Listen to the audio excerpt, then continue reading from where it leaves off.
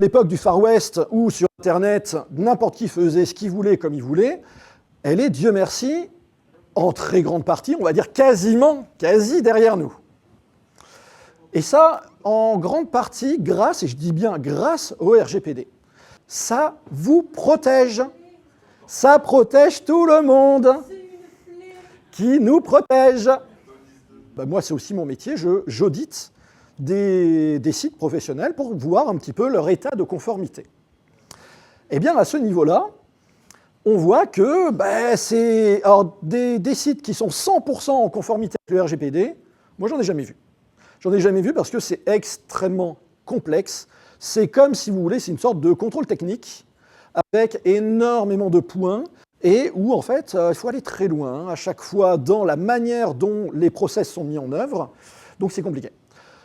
Quand on est déjà à peu près conforme, c'est déjà bien. Nous, on ne voulait pas se contenter d'un à peu près conforme. C'est-à-dire que là, à l'heure actuelle, on est en quasi-conformité totale avec le RGPD. Et c'est compliqué. C'est compliqué parce que ça veut dire qu'absolument tout ce qu'on fait sur le site, derrière, c'est justifié, c'est expliqué. Les partenaires avec lesquels on travaille, encore une fois, ce n'est pas n'importe lesquels. On est capable de fournir tous les documents pour certifier comment ça se passe.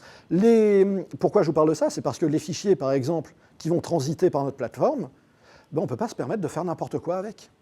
Déjà, au niveau des fichiers, ça c'est important. Les fichiers, du coup, vous avez vu que ça passe par notre plateforme.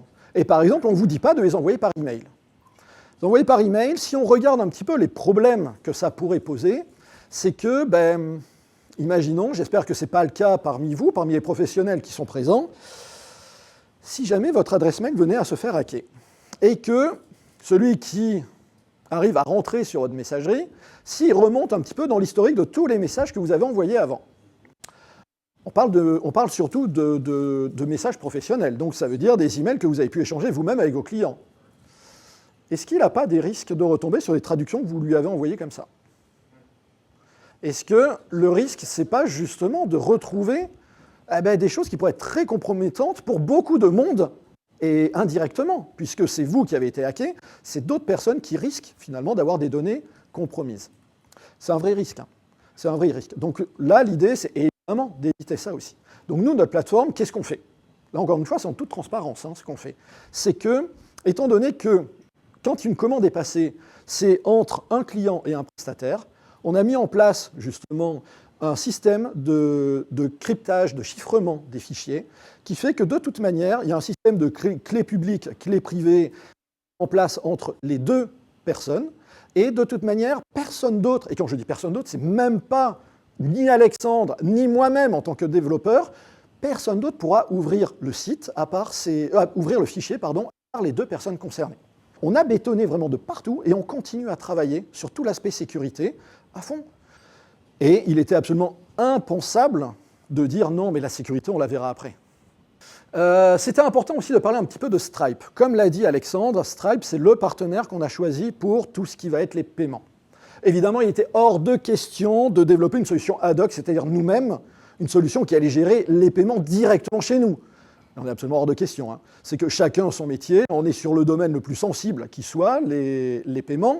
On n'allait pas se substituer à des gens qui le font très bien.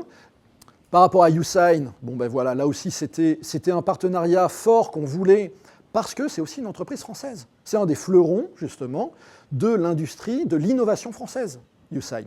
Et donc c'était aussi important, le fait de dire, et dans le cadre du RGPD, vous savez, c'est aussi très important de bien choisir ses partenaires et d'être capable justement de décrire complètement comment fonctionnent les partenaires.